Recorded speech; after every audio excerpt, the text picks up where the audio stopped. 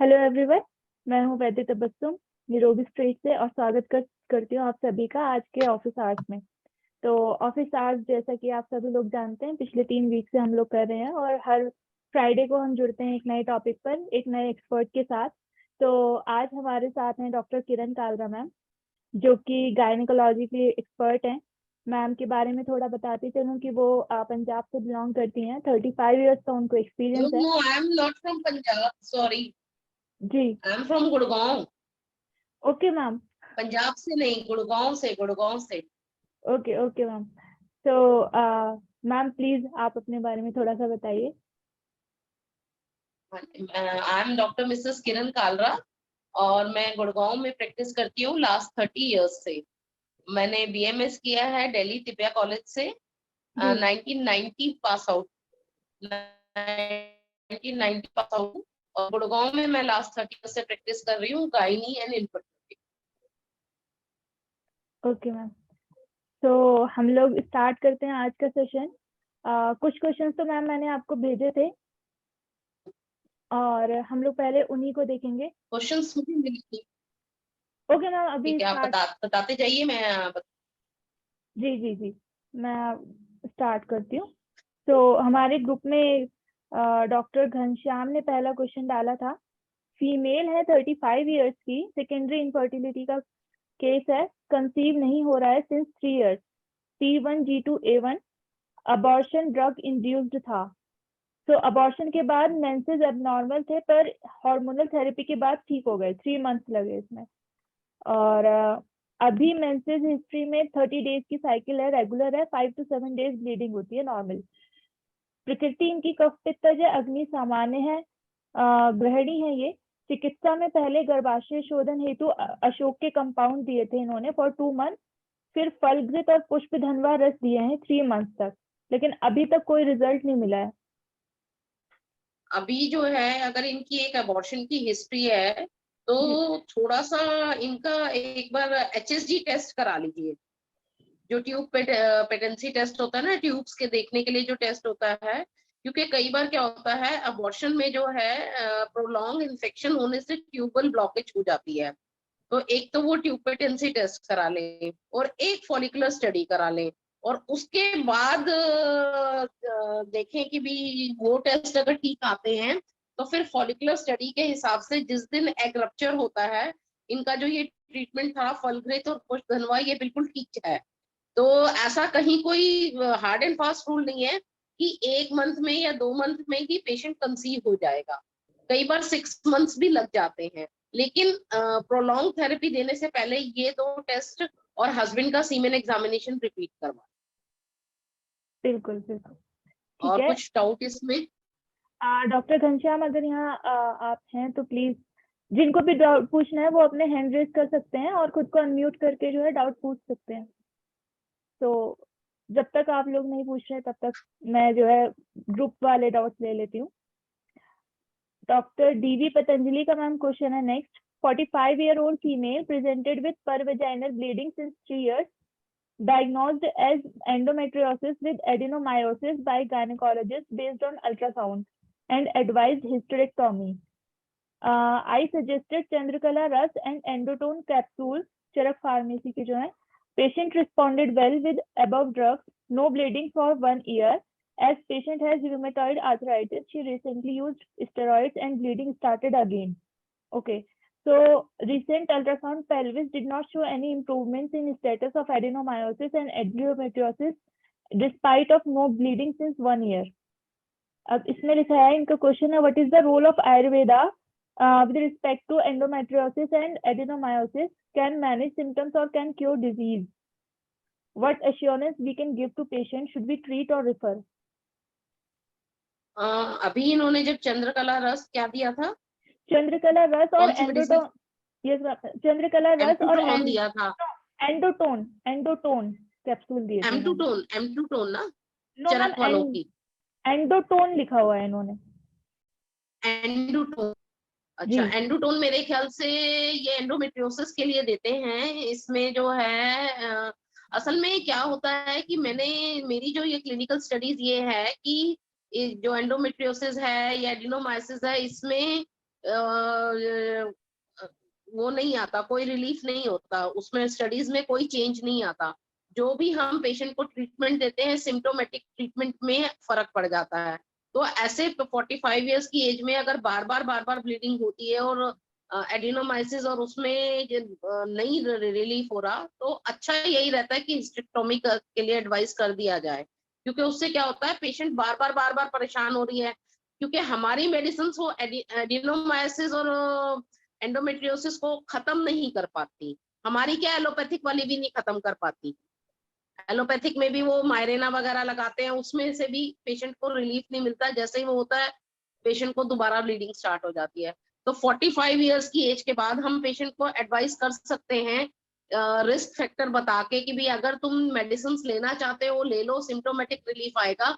बहुत ज्यादा उसमें एडिनोमाइसिस और एंडोमेट्रियोसिस में क्लिनिकली कोई चेंज नहीं आएगा अल्ट्रासाउंड की रिपोर्ट में। मैंने बहुत सारे पेशेंट्स देखे हैं, आयुर्वेदिक मेडिसिन बहुत सारी, इवन एलोपैथिक भी देके देखी है, लेकिन कोई रिलीफ नहीं मिलता।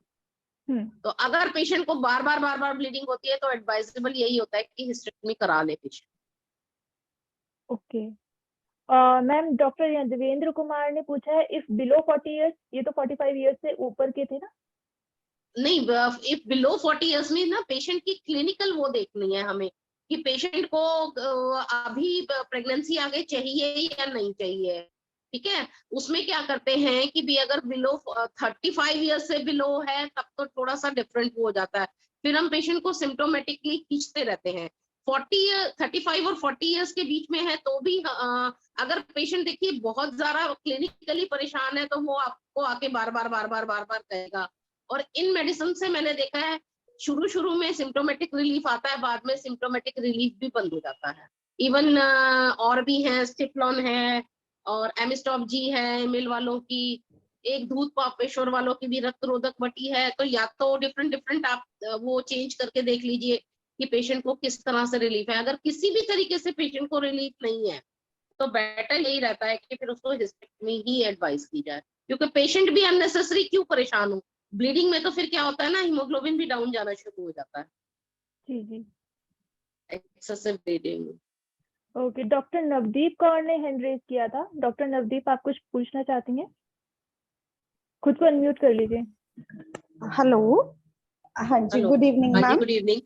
गुड हाँ इवनिंग। जी मैम, मेरा भी यही था कि जो मतलब बिलो 40 इयर्स, तो इसमें नहीं, शास्त्रीय हमें देखना है ना पेशेंट की पैरिटी, मतलब वो उसको प्रेगनेंसी आगे चाहिए या नहीं चाहिए। वैसे भी आप देखिए कि अगर एंडोमेट्रियोसिस है, एडेनोमाइसिस है, तो पेशेंट सेकेंडरी इनफर्टिलिटी में चला जाएगा, कंसीव नहीं होगा, हाँ जी। है ना। तो तो उसके लिए फिर यही होगा कि पेशेंट को हम एलोपैथिक मेडिसिन में वो हार्मोन्स पे डाल के और आईवीएफ ही एडवाइस करना पड़ेगा। उसमें भी पेशेंट को नहीं होता, आईवीएफ से भी नहीं कंसीव होता ऐसे पेशेंट। तो मतलब हमें इसका पेशेंट की कंडीशन देखनी है बेसिकली। तो मैम इसमें थोड़ा सा यही पूछना चाह रहे थे कि मतलब सिम्प्टोमेटिक ट्रीटमेंट में भी हम क्या क्या यूज कर सकते हैं आयुर्वेद के सिम्टोमेटिक में मैंने अकॉर्डिंग? भी आपको बताया है ना कि रक्त रोधक पट्टी है, धूप पापेश्वर वालों की, एमेल वालों की एमिस्टॉप जी है, और हिमालय वालों की स्टिप्लॉन है।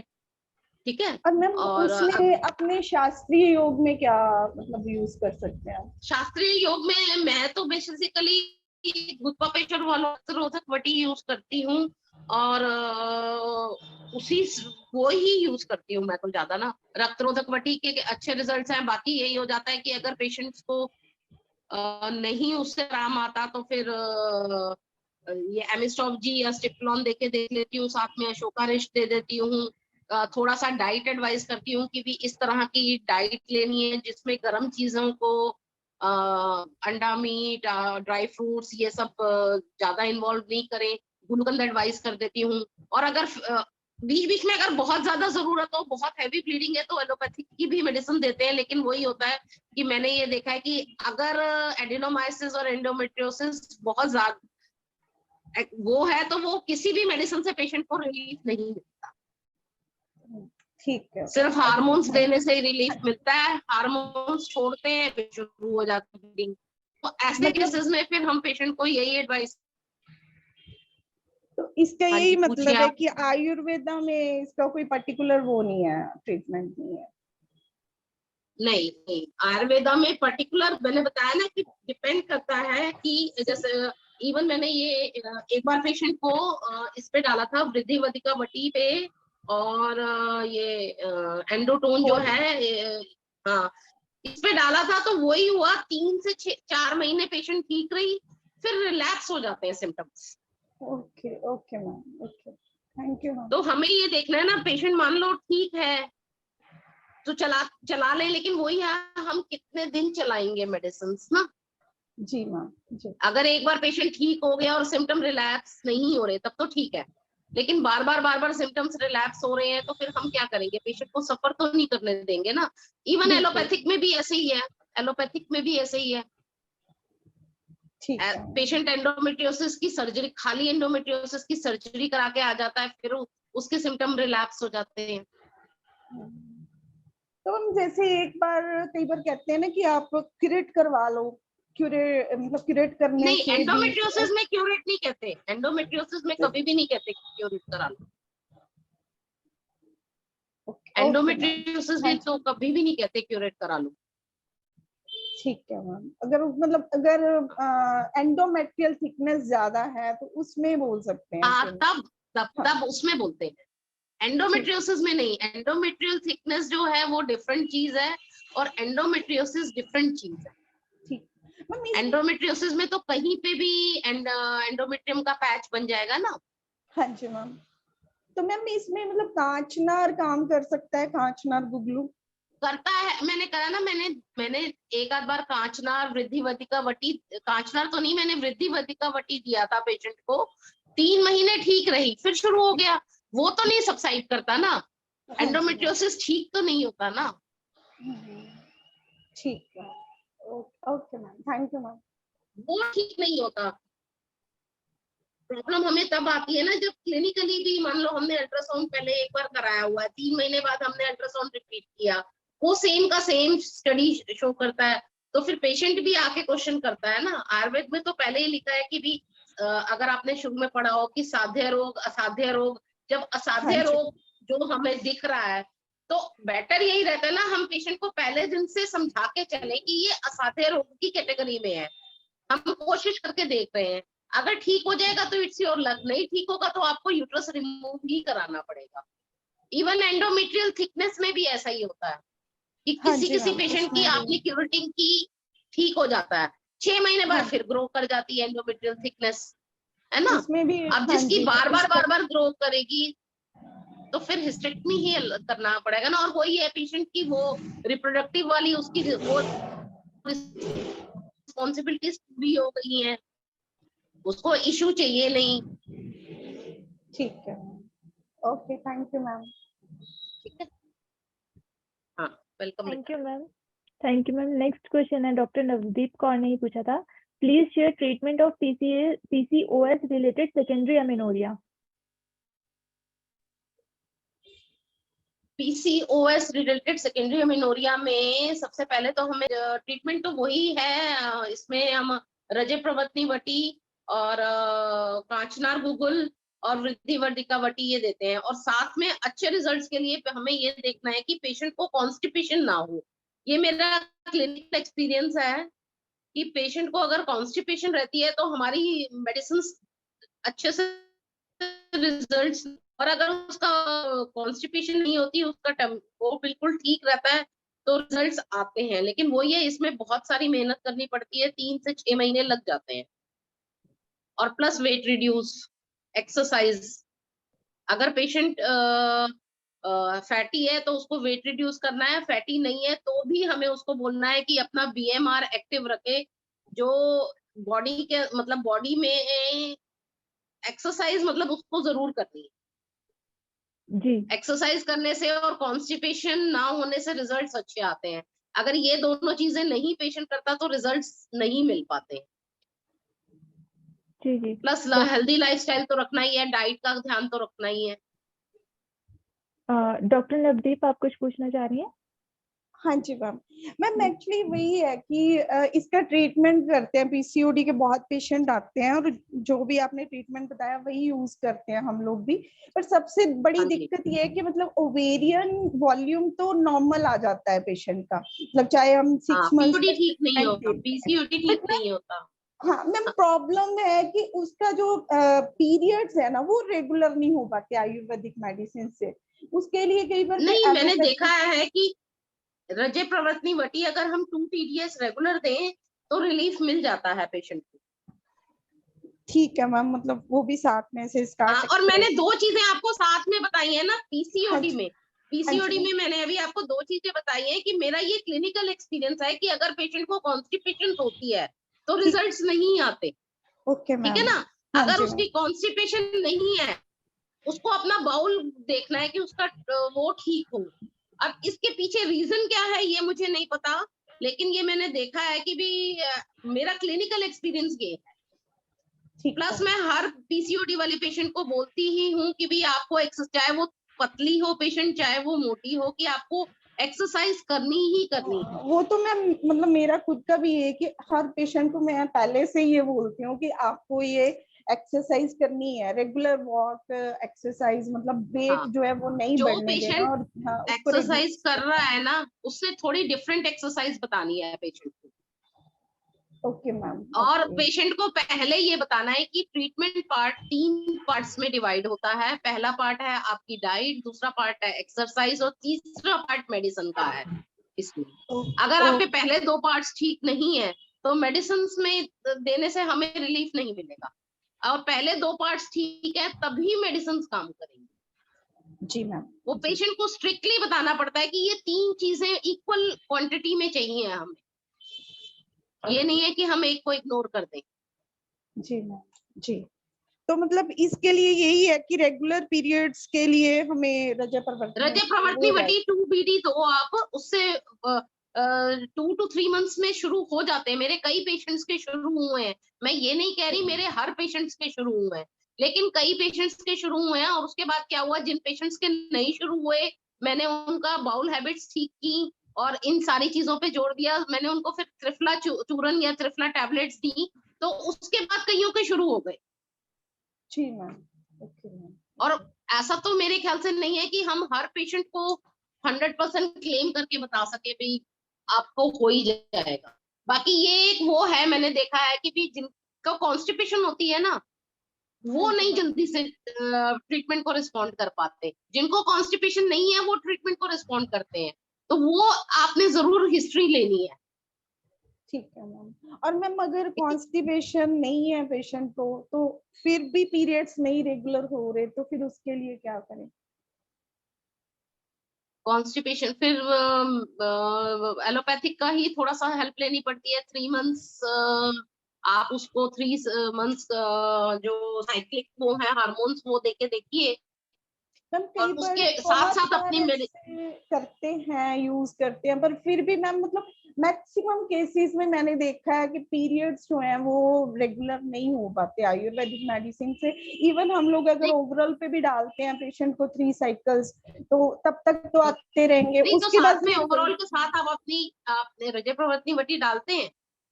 वो मैम वो नहीं मैंने एक्चुअली मतलब कई बार डाली है, बट रेगुलरली मैं ऐसे पेशेंट्स में नहीं मतलब यूज नहीं, करती। मैं अब तो से रेगुलर मैं डालती स्टार्ट, हूँ, ठीक है मैम, मैं आगे से रेगुलर मैं भी डालती हूँ। स्टार्ट करूंगी तो मैं तो हो पेशेंट सकता को ऐसे एक्सप्लेन करती हूँ कि जी देखो जैसे कोई कार है कोई स्कूटर है वो नहीं चल रहा, ठीक है ना। जी जब हम जी उसको थोड़ा थोड़ा धक्का लगाते हैं तो वो चलना शुरू हो जाता है ना। जी। बहुत बार हाँ ऐसे होता है ना, गाड़ी हमारी स्टार्ट नहीं हो रही, हम उसको पीछे से धक्का लगाएंगे थोड़ा सा, तो उसके बाद धक्के से चलाएंगे तो फिर वो चल पड़ती है।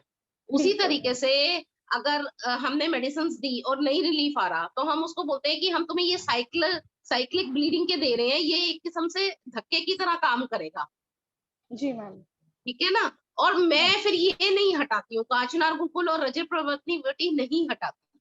ये मैं रेगुलर लिख के 3 महीने का रेगुलर लिख के दे देती हूँ पेशेंट को कि 3 महीने बाद आप आइए। 3 महीने बाद फिर वो बंद करके तो 50-60% रिलीफ मिल जाता है, ऐसा नहीं है कि नहीं मिलता। ठीक है मैम, आगे से मतलब रेगुलर साथ में स्टार्ट कर हाँ, ये देंगे। 3-4 चीजें आप वो बना लीजिए। एक तो उसकी बाउल का वो बिल्कुल टमी उसका बिल्कुल वो क्लियर होना चाहिए, उसको जी वो मैम। नहीं होना, या तो ऐसा मतलब मुझे कई बार ऐसा लगता है, हो सकता है वो मेडिसिन ठीक से एब्जॉर्ब नहीं हो पाती या क्या रीजन है मुझे नहीं पता, लेकिन मैंने ये देखा है कि जिन पेशेंट्स की बाउल हैबिट्स ठीक नहीं होती ना, वो जल्दी से मेडिसिन को रिस्पॉन्ड नहीं करते। जी मैम, ठीक है जी, okay, thank you ma'am. Thank you ma'am. Next question doctor Navdeep का ही था। आयुर्वेदिक शास्त्रीय योग फॉर इनफर्टिलिटी। अच्छा, वही तो अभी बताया ना मैंने, पुष्प धन्वा रस इसमें हम दे सकते हैं, चंद्र प्रभावटी हम इसमें दे सकते हैं, और फल घृत दे सकते हैं, शतावरी घृत दे सकते हैं। जी जी। तो नेक्स्ट क्वेश्चन की तरफ चलते हैं। डॉक्टर शुभी का क्वेश्चन था मैम। इन्होंने 3-4 क्वेश्चन पूछ रखे हैं। फर्स्ट क्वेश्चन है ट्रीटमेंट फॉर हिर्सुटिज्म। किसका? Treatment for hirsutism. जी जी। प्रॉपर हिर्सुटिज्म का तो आयुर्वेदिक में मेरे ख्याल से ट्रीटमेंट नहीं है, उसमें वही है, हमें पीसीओडी की तरफ ही देखना पड़ेगा कि पीसीओडी का ट्रीटमेंट, हिर्सुटिज्म जनरली पीसीओडी में ही देखा जाता है, तो वो पीसीओडी का ही हमें उसको ट्रीटमेंट देना पड़ेगा। हिर्सुटिज्म का ट्रीटमेंट तो आयुर्वेद में मेरे को पता नहीं है।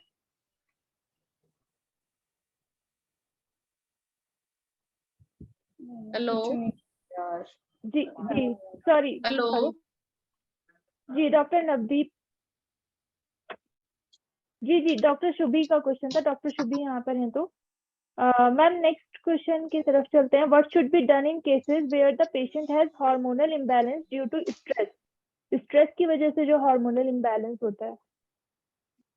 डिस्ट्रेस की वजह से अगर आपको ये लग रहा है कि पेशेंट जो है एंजाइटी में है, उसकी वजह से उसको हार्मोनल इम्बैलेंस हो रहा है, तो सबसे पहले तो उसकी काउंसलिंग ही करनी है, और उसके साथ उसको हम ब्राह्मी दे सकते हैं, मेंटेट दे सकते हैं, वो अकॉर्डिंग टू हिस्ट्री लेके पेशेंट की, उसमें कोई ऐसी एक मेडिसिन तो मेंशन नहीं हो सकती, उसको डिस्ट्रेस जिस वजह से है उसकी काउंसलिंग करके, और उसको मूड स्टेबलाइजर्स में जैसे हम ब्राह्मी वगैरह दे सकते हैं, शंख पुष्प भी दे सकते हैं, ब्राह्मी दे सकते हैं, जी मेंटेट सिरप आता है, एक स्ट्रेस कॉम आता है डाबर वालों का, वो दे सकते हैं। वो तो काउंसलिंग से ही हमें निकालना पड़ेगा ना कि पेशेंट को क्या प्रॉब्लम आ रही है।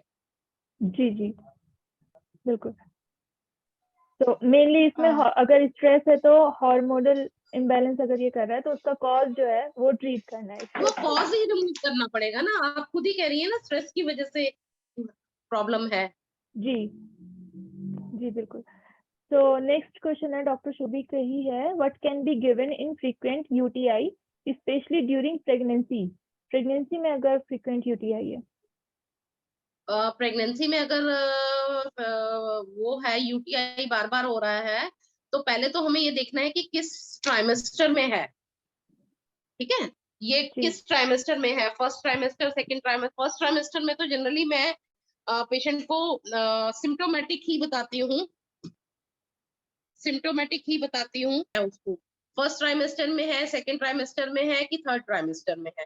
फर्स्ट ट्राइमेस्टर में अगर उसको यूटीआई है तो उसको मैं ज्यादातर पेशेंट को डाइट और ये बोलती हूँ कि क्लीनिंग पे बहुत ज्यादा ध्यान दें, कि क्लीनिंग बार बार जब भी यूरिन करने जाए यूरिन वाले उसको वॉश करें, उसके बाद उसमें कोई भी नारियल का तेल लगा ले, नारियल का तेल अप्लाई करें, ठीक है। और खाने पीने में बिल्कुल भी ऐसी चीजें ना खाएं जो गर्म है, नारियल पानी ज्यादा पिए, ग्लूकोज लें, छाछ लें, लस्सी लें, और फिर भी अगर है तो फिर मैं नीरी सिरप ही देती हूँ।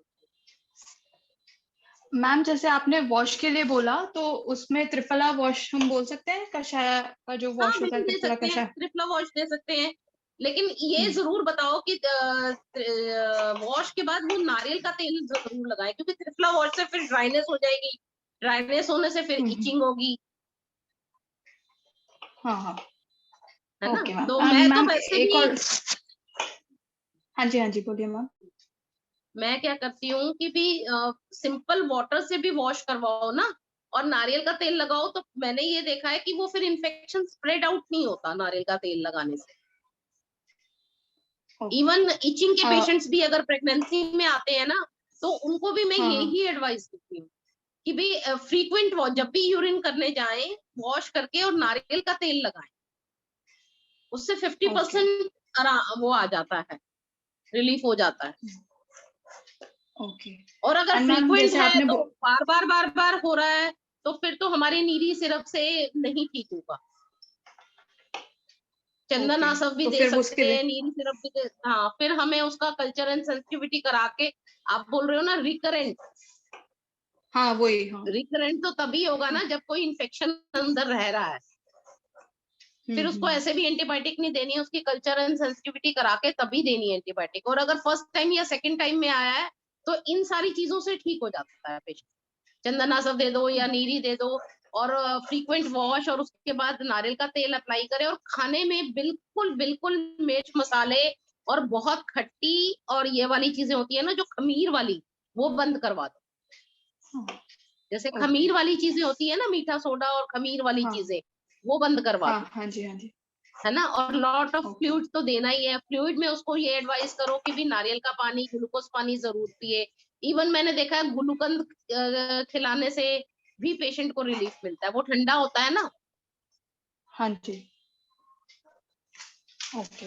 एंड मैम, जैसे आपने पहले बताया कि एबनॉर्मल हेयर ग्रोथ के लिए पीसीओडी के ही मतलब जो ट्रीटमेंट है वो ही देना है, बट कई बार क्या होता है ना, अगर कोई पेशेंट को पीसीओडी रह चुका है बट अब वो प्रेगनेंसी के बाद जैसे लोग बोलते हैं कि चला जाता है, बट स्टिल उसको हेयर ग्रोथ है, तो उस हेयर केसेस में ग्रोथ क्या के करें लिए सिर्फ मतलब? हेयर ग्रोथ के लिए ट्रीटमेंट तो मुझे नहीं पता। मैंने अभी पहले भी बताया है कि उसको वैसे जनरली, जैसे मैंने किया हुआ है इसके ऊपर बहुत बार, जैसे मेरे पास पेशेंट आया तो मैंने सारी स्टडी भी की, तो वो स्टडीज में भी यही है कि वो ये आपको उसको स्किन वाले कॉस्मेटोलॉजिस्ट के पास ही रेफर करना है, उसका वो लेजर से ही वो हो पाता है ठीक।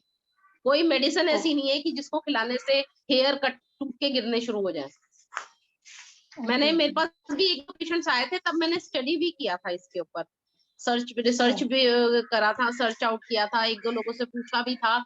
इवन मेरे हस्बैंड हैं, वो भी as a skin specialist patient देखते हैं, तो उसके लिए कोई दवाई है नहीं। इवन जिनके हार्मोन इम्बैलेंस की वजह से साइकिल इरेगुलर हैं और हर्सिटिज्म होता है, इवन हमने देखा है कि एलोपैथिक वाले भी जब साइक्लिक वो देते हैं, साइकिल रेगुलर हो जाता है, लेकिन वो हर्सिटिज्म नहीं जाता उससे। इवन 10-10 साल बाद भी मेरे एक दो पेशेंट ऐसे हैं कि जिनको प्रॉब्लम थी, उनके बच्चे भी हो गए हैं और अब 8-10 साल हो गए हैं, फिर भी उनका वो हर्सिटिज्म है ही, अगर उन्होंने लेजर नहीं करवाया तो। Okay okay ma'am. एंड अगर यूटीआई के सिम्टम्स, ये यूटीआई की प्रॉब्लम नॉर्मल विदाउट प्रेगनेंसी अगर किसी में हो तो भी सेम ही ट्रीटमेंट देना है? हाँ, ट्रीटमेंट तो सेम ही रहेगा ना। हाँ, ट्रीटमेंट तो सेम ही रहेगा। मतलब फर्स्ट और सेकंड अटेम्प्ट पे मैं बहुत जल्दी से एलोपैथिक पे नहीं जाती, अपनी आयुर्वेदिक दे देती हूँ, चंदन आसव दे देती हूँ, चंद्र प्रभावटी दे देती हूँ। रुक रुक के यूरिन आ रहा है तो गोक्षरू आदि गुगुल दे देती हूँ। कई बार क्या होता है ना, बर्निंग मिक्सचरेशन के साथ ऐसे आ रहा है, रुक रुक रुक रुक के यूरिन आ रहा है, तो गोक्षरू आदि गुगुल ऐड कर।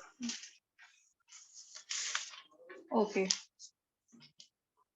जी, तो नेक्स्ट क्वेश्चन की तरफ चलते हैं। डॉक्टर शुभी ने ही पूछा था, management of uterine fibroid, uterine fibroid का मैनेजमेंट पूछा है डॉक्टर शुभी ने। डॉक्टर शुभी, आप खुद को अनम्यूट कर सकती हैं अगर कोई केस है तो। हाँ जी। एक्चुअली मैम, एक मेरे पास पेशेंट आई थी लास्ट ईयर, ऑलमोस्ट 50 एज थी उनकी, 52, और उनको ऑलमोस्ट 4-5 मंथ से लाइक कंटिन्यूअस ब्लीडिंग थी यूट्राइन फाइब्रॉइड की वजह से। तो अब मुझे उनका रिपोर्ट का इतना ध्यान नहीं है, मतलब उनका ऑलमोस्ट 2-3 मंथ्स का मतलब था फाइब्रॉइड का साइज। तो वो फिर उन्होंने, अब फिर उनका रिमूवल हो गया, बट उस टाइम वो आए थे तो आज मतलब मैंने सोचा कि मैं पूछ लेती हूँ क्या उसमें नहीं, मतलब अगर है कैसे। देखो उसमें भी देखो, यूट्राइन फाइब्रॉइड भी जैसे मैंने आपको बताया था अभी, एंडोमेट्रियोसिस और एडिनोमाइसिस की तरह ही होता है। उस पर ट्रीटमेंट भी हमें सिम्प्टोमेटिक ही करना है। कांचनार गुगुल दे सकते हैं, वृद्धि वधिका वटी दे सकते हैं, पुनर्नवादी मंडूक नहीं, खैर इसमें नहीं देना पुनर्नवादी मंडूक, इसमें कांचनार और वृद्धि का ही चलेगी, और साथ में ब्लीडिंग के लिए पेशेंट को वही की भी डाइट एडवाइस कर सकते हैं, रक्तरोधक वट्टी है, एमिस्टॉपजी है, सिम्टोमेटिक ही ट्रीटमेंट है, और डिपेंड करता है कि आपका फाइब्रॉइड का साइज क्या है और कितने फाइब्रॉइड्स हैं। अगर मल्टीपल फाइब्रॉइड्स हैं तो फिर रिलीफ नहीं मिलता पेशेंट को। एक ही फाइब्रॉइड है 5 मिलीमीटर 6 मिलीमीटर तक, वो हमने देखा है कई बार थोड़ा सा साइज रिड्यूस हो जाता है और पेशेंट को रिलीफ मिल जाता है। बड़े फाइब्रॉइड्स में और मल्टीपल फाइब्रॉइड्स में रिलीफ नहीं मिलता हमारी मेडिसिन से पेशेंट को। उसमें भी पेशेंट को ऐसे ही बता के चलना पड़ता है कि भी ये असाध्य रोगों में कि जैसे हम ट्रीटमेंट करते हैं ना कि भी हम ये ट्रीटमेंट दे रहे हैं, कितना रिलीफ मिलेगा ये हम क्लेम नहीं करते। रिलीफ मिलेगा तो आप मेडिसिन कंटिन्यू करिए, नहीं मिलेगा तो फिर वही हिस्टेक्टमी ही करानी पड़ती है उसमें भी। Okay okay.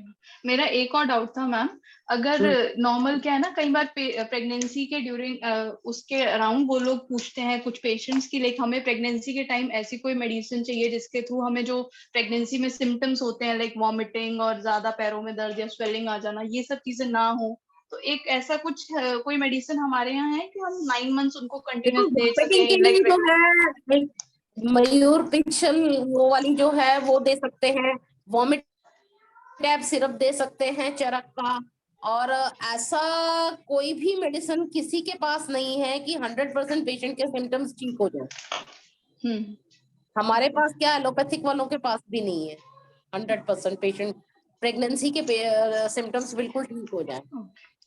Okay ma'am, thank you. 100% नहीं है ना, हम ट्राई करके दे सकते हैं, सिम्टोमेटिक ट्रीटमेंट दे सकते हैं। जैसे ज्यादा जी मिचला रहा है तो जो चूरन पेशेंट को पसंद है वो दे सकते हैं, छोटी इलायची दे सकते हैं चूसने के लिए। इवन ये वो जो लकड़ी होती है ना जो खांसी में देते हैं हम, क्या कहते हैं? दालचीनी? दालचीनी नहीं, मुलेठी। हाँ मुलेठी। मुलेठी मुलेठी चूसने से भी कई बार पेशेंट को वॉमिटिंग में रिलीफ मिलता है।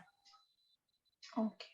बाकी और मैम वॉमिट और मैम अगर लैक्टेशन, अगर किसी को लैक्टेशन रोकना हो, अगर फूड मिल्क अगर किसी का मतलब उन्हें बंद करना हो, आरोग्यवर्धनी वटी मैंने देके देखी थी कि मैंने एक बार कहीं पढ़ा था, तो लैक्टेशन रोकने में तो मैंने नहीं दी थी, निप्पल डिस्चार्ज में मैंने आरोग्यवर्धनी वटी दी थी तो मेरे को रिलीफ मिला था। ऐसे लैक्टेशन रोकने के लिए कभी मेरे पास पेशेंट नहीं आया कि भी लैक्टेशन रोकने के लिए मुझे कोई मेडिसिन दे दो, लेकिन अनयूजुअल जैसे कई बार प्रेगनेंसी भी नहीं है, बच्चे को दूध भी नहीं पिला रहे, पेशेंट का जो निपल से मिल्क सिक्रेशंस होती हैं तो वो प्रोलैक्टिन जैसे मैंने कराया वो ज्यादा रेज नहीं था तो मैंने आरोग्यवर्धनी वटी दी तो उससे पेशेंट को रिलीफ मिला था। मैंने एक बार कहीं पढ़ा था, उसका एज अ रोल क्या है वो मुझे नहीं पता, लेकिन आरोग्यवर्धनी वटी देने से पेशेंट का ठीक हो गया था क्योंकि उसका प्रोलेक्टिन नॉर्मल था। Okay okay. पहले हमें सीरम प्रोलेक्टिन कराना पड़ेगा ना। हाँ जी हाँ जी, okay ma'am. Okay, doctor Navdeep ने अपना हैंड रेज किया, प्लीज खुद का। आपकी आवाज बहुत धीरे से आ रही है। डॉक्टर नवदीप ने हैंड रेज किया है। मैम मैं पूछना था थोड़ा सा कि जैसे सेफ योग कौन कौन से हैं, अगर प्रेगनेंसी में हम फ्रीक्वेंटली तो आराम से यूज कर सकते हैं, जो सेफेस्ट योग है प्रेगनेंसी में, कुछ ऐसे योग बता दीजिए। प्रेगनेंसी में जो हमारे शास्त्रीय योग हैं उनमें से कौन से सेफ हैं जो प्रेगनेंसी में हम फ्रीली यूज कर सकते हैं? किस प्रॉब्लम के लिए मैम? प्रॉब्लम मतलब अलग अलग प्रॉब्लम्स के लिए, मतलब आप थोड़ा सा कुछ योग ऐसे बता सकते हो कि जैसे वो तो हम देख लेंगे कि अलग अलग किस प्रॉब्लम में, मतलब कुछ सेफ जो है कि हम यूज कर सकते हैं, जैसे चंद्रप्रभा वटी या सितोपलादी। देखो मैं जो है अवॉइड करती हूँ प्रेगनेंसी में, कोई भी मेडिसिन अवॉइड करती हूँ, स्पेशली फर्स्ट 3 मंथ्स में तो मैं नहीं पेशेंट्स को बताती दवाइयाँ ज्यादा जी। और उसके बाद सेकेंड ट्राइमेस्टर और थर्ड ट्राइमेस्टर में अकॉर्डिंग टू वो जो है जिसमें ज्यादा भस्में वगैरह डली हुई होती हैं वो नहीं देते हम पेशेंट को। जी मैम। और हाँ जी मैम। और बाकी तो ये है कि भी अकॉर्डिंग टू पेशेंट की कंप्लेंट्स देखनी, अगर किसी को वो है तो 3 से 5 दिन या 7 दिन अगर हमें कोई मेडिसिन देनी भी पड़ी है, एलोपैथिक वाले भी ऐसे ही करते हैं। हाँ जी मैम।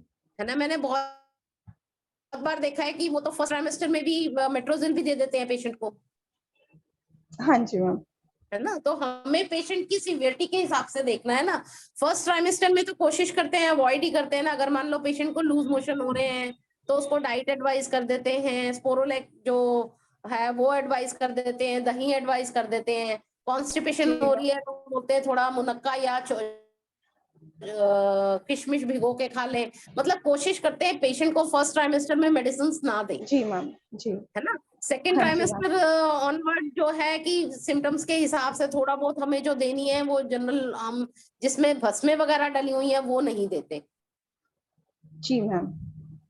तो मैम जैसे चंद्रप्रभावती और ये सितोप्लादी वगैरह ये सेफ हैं, ये दे सकते हैं? दे सकते हैं, दे सकते हैं। सीतोप्लादी, वयोशादी, खदिरादी ये सब तो दे सकते हैं। वैसे भी वयोशादी, खदिरादी तो ये चूसने की टैबलेट्स है, हाँ जी मैम। जुकाम में दे सकते हैं। हाँ, अगर मतलब खांसी वगैरह आ रही है तो उसमें इजीली हम सेकंड ट्राइमेस्टर में, फर्स्ट में नहीं यूज करें। एक प्रेगनेंसी में क्या क्या प्रॉब्लम्स आती हैं, देखो जनरली जो पेशेंट्स को प्रॉब्लम्स आती हैं वो यही होता है, लूज मोशन, हाँ जी मैम। है ना, जी मैम। और कॉन्स्टिपेशन, खांसी जुकाम, फीवर, ये जनरल प्रॉब्लम्स ही पेशेंट को आती है ना। स्पेशल प्रॉब्लम्स अगर कोई आएंगी तो उसके हिसाब से हमें देखना पड़ेगा, बिल्कुल है ना। मैम। अब फाइब्राइड की प्रॉब्लम प्रेगनेंसी में अगर आ भी रही है तो हमें कोई मेडिसिन नहीं देनी पेशेंट को। जी मैम। पीसीओडी दिखा रहा है तो भी, वैसे तो पीसीओडी कोई दिक्कत नहीं कंसिस्टेंट होती। रहता है, कहीं पूरी प्रेगनेंसी कंसिस्टेंट रहता है जिनको होता हाँ जी मैम। है ना। तो उनकी तो हमें मेडिसिन देनी ही नहीं है। हमें तो बिल्कुल। General day to day problems के लिए पेशेंट हमारे पास अगर आ रहा है तो वो हम सिम्टोमेटिक देख के कर सकते हैं, और जनरल चीजें हमारे जो एक्सपीरियंस से हैं वो हम पेशेंट्स को बता सकते हैं। मैम फीवर में फिर क्या देंगे हम? फीवर में अगर मतलब नॉर्मली तो वैसे पैरासीटामोल यूज कर रहे हैं, तो आयुर्वेद में पूछ रहे हैं कि आयुर्वेद में क्या दे सकते हैं? आयुर्वेद में मैंने वैसे कभी फीवर में वैसे भी नहीं दिया कुछ, ठीक है, क्योंकि उनसे डाउन इतना जाता नहीं है वो, तो पैरासीटामोल ही देते हैं। मैं तो पैरासीटामोल ही देती हूँ। एक्चुअली मैम वही है कि रेगुलर जो प्रैक्टिस कर रहे हैं हम लोग, तो अगर डिपेंड करता है हाँ आप किस तरह की प्रैक्टिस कर रही हैं, ठीक है। मेरी जो प्रैक्टिस है वो एज अ गायनेकोलॉजिस्ट है, एज अ आयुर्वेदिक स्पेशलिस्ट नहीं है। जी मैम। है ना। जी। तो एज अ गायनेकोलॉजिस्ट में ये होता है कि हम बहुत सारी जिन जिन चीजों पे हमें 100%, जैसे नीरी पे मुझे यकीन है कि फर्स्ट उसमें पेशेंट आएगा तो नीरी से ठीक हो जाएगा, ठीक है ना। हाँ तो हमें सारी चीजें देखनी है ना, हमें प्रैक्टिस देखनी है, हमें आयुर्वेदिक मेडिसिन देखनी है, और सबसे टॉप प्रायोरिटी है कि पेशेंट का रिलीफ देखना है जी ना। तो मेडिसिन वाले जो डॉक्टर्स हैं, जहां पेशेंट जाता ही इसी मेंटेलिटी से है कि भाई मैं आयुर्वेदिक मेडिसिन लेने जा रहा हूँ, हाँ जी मैम। है ना। हमारे पास पेशेंट आ रहा है रिलीफ के लिए, जी मैम। वो ये सोच के नहीं आ रहा गायनेकोलॉजिस्ट के पास कि मैं आयुर्वेदिक मेडिसिन लेने जा रहा हूँ, जी मैम। है ना। जी। तो कोशिश, क्यों हम लोग आयुर्वेदिक डॉक्टर हैं तो फर्स्ट प्रेफरेंस हमारी होती है कि हम उसको आयुर्वेदिक मेडिसिन ही दें, जी जनरल चीजें ही एडवाइस करें। अगर लेकिन बिल्कुल ही ऐसे लगेगा कि भाई जरूरी है तो फिर एक आध हम एलोपैथिक चीजें भी, अब जैसे आपने भी बोला रिकरेंट यूटीआई, अब रिकरेंट यूटीआई में अगर हम कल्चर एंड सेंसिटिविटी कराएंगे तो उसके हिसाब से उसको एंटीबायोटिक देनी ही पड़ेगी हमें। हाँ, साथ में हम अपनी ये चंद्रप्रभावती, चंदन आसव और ये सिस्टोन, नीरी, ये सब दे सकते हैं। ठीक है मैम। तो वही एक्चुअली मैम यही है कि रेगुलर प्रैक्टिस में हम लोग एलोपैथिक मेडिसिन यूज कर रहे हैं, तो ये होता है कि आज मतलब हम लोग आयुर्वेदिक प्रैक्टिशनर कभी कभी मन होता है कि धीरे धीरे अपनी पैथी को ज्यादा यूज नहीं, मैं करें। आपको ये नहीं कह रही एलोपैथिक मेडिसिन यूज करो, एलोपैथिक मेडिसिन इज आपका आखिरी हथियार। बिल्कुल बिल्कुल मैम। ठीक है ना। फर्स्ट प्रेफरेंस हमारी है कि पेशेंट को हमें आयुर्वेदिक मेडिसिन ही देनी है, ठीक है। लेकिन आखिरी जब पेशेंट रिकरेंट से आ गया, भाई आपने उसको एक बार सिस्टोन दे दी, एक बार आपने उसको नीरी दे दी, तीसरी बार वो फिर आ गया आपको यूरिन इन्फेक्शन की कंप्लेंट लेके, फिर आपको उसका टेस्ट कराना ही पड़ेगा ना। बिल्कुल बिल्कुल मैम।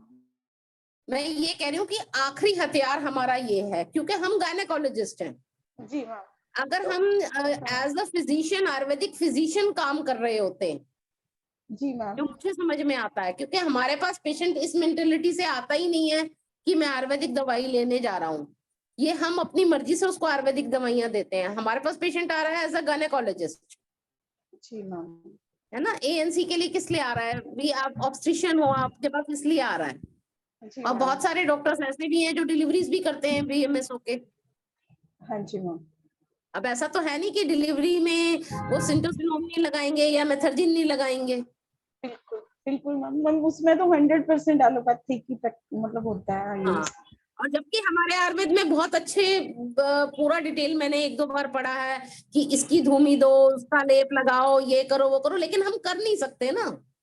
या तो हमारा एक आयुर्वेदिक हॉस्पिटल हो जिसमें उस तरीके से सब कुछ किया जाता हो और हमने वैसी ही इंटर्नशिप ली हो, तब तो शायद हम कर सकते होते, लेकिन वो तो मेरे ख्याल अभी कहीं भी नहीं होता।